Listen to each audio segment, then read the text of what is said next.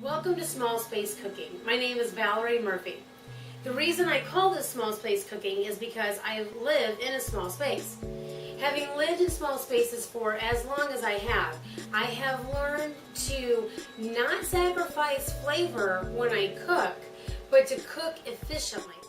Today I'm going to teach you how to make the most fabulous holiday coffee cake.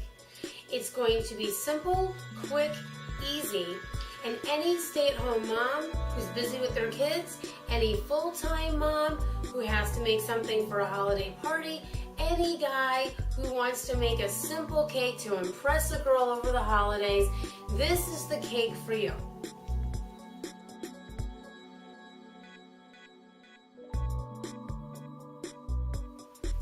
The first step to making the holiday cake is to get your cinnamon, sugar, cocoa mixture together. You will need 3/4 cup sugar, 1½ teaspoon cocoa, and 1½ teaspoon cinnamon. You want to mix them together very well. What I like to use is a mason jar. Pour everything in the mason jar. That smells so amazing. And shake it up. But using a mason jar, shaking it up like this, and mixes it really, really well. Mixes it a lot better than just stirring it around with a spoon. You want to set that off to the side. Now to make the cake. I like to use a white cake, and I choose the Duncan Hines Moist Deluxe. I want my cake to be as moist as possible. Pour that in. And this is where the tip for having your garbage close to you and having your recycle close to you, you can just throw it away, and now you have one less step you have to do when you clean up. The next step is vanilla pudding. The pudding adds moisture to the cake. Put that in, and again, there you go, you cleaned up that. Your next step is 1 cup sour cream. Now I do like to watch what I eat, but when it comes to baking, I don't get the fat-free, the low-fat, I get the full fat. Adds more flavor. Sour cream and vanilla pudding adds density and adds moisture to the cake.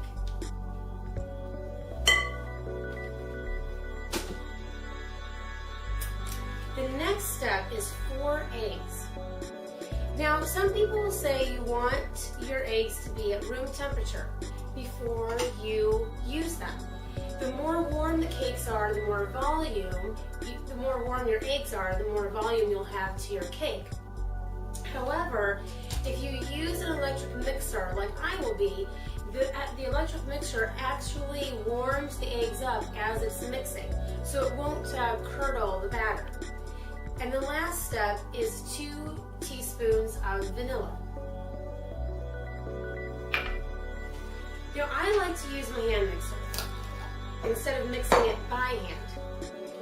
And the last step is 1/2 cup of oil. Most recipes call for vegetable or other types of oil. The oil that I really prefer and that works just the same is olive oil.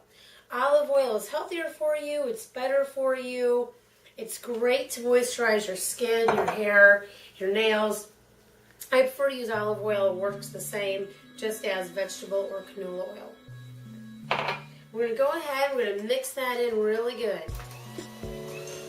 And the last step is butter and flouring your bundt pan and getting the batter into the cake pan.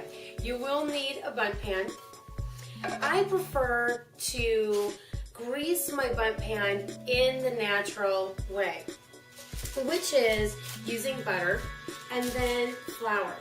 And my technique for buttering my pan is I like to use wax paper.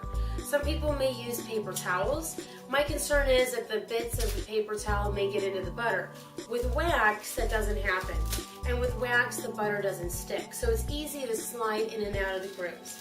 So I just take my wax paper and the butter and just rub it in to all the crevices. And what you want to make sure, that you are covering every single crevice, because the cake will latch on to even a little piece that is not buttered or floured, and it will be hard to get it out of the pan.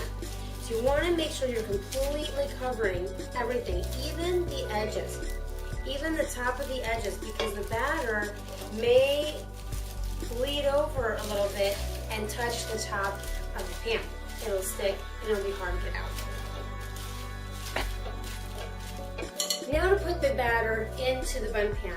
You only want to put half of the batter into the bun pan first. This cake smells amazing. Now you're going to take the cinnamon cocoa mixture that we made at the beginning, and you're only going to sprinkle half of that. And sprinkle half of that around the batter. Now you're going to mix in the remaining batter. Oh, the cinnamon and the vanilla smells amazing. This is such a great holiday cake. I prefer to shop at Trader Joe's. I find they have phenomenal quality. I never have to worry about what I'm buying, and they have much better prices than other grocery stores. So as you will see, my products most of them are from Trader Joe's. I get my cocoa from Trader Joe's. This is their cocoa unsweetened powder. I also get my vanilla and my cinnamon from Trader Joe's. Spices can tend to be fairly expensive, and I have found that Trader Joe's prices are quite a bit less, or a little less, than other grocery stores. Another product that I get from Trader Joe's is my olive oil and my organic sugar. You don't have to go organic, but I prefer to go organic when I can, when it's not too expensive. Now we have our finished product, and it smells amazing. You can smell the cinnamon and the sugar. Okay, what I tend to do, you can use spray pan to spray your pan. I, as you can tell, tend to like to go the more natural way. And what you can use is covering your pan in butter and then coating it in flour.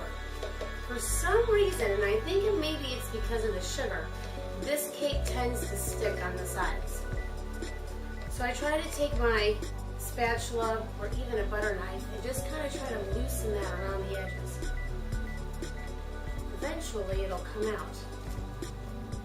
Okay, let's see if that's going to help. I think what it really is the sugar crystallizes. It kind of gets stuck. Alright. Ah! Voila! Gorgeous! Look at that. That is gorgeous. I am so excited to eat this. It smells amazing. It is the most fun out of baking a cake. You get to eat it. I am so excited to take a bite out of this. Oh. And this is how your holiday coffee cake should look. Look at how that's beautifully spiraled. The cinnamon cocoa sugar mixture is spiraled right there in the middle. Cannot wait to take a bite of this.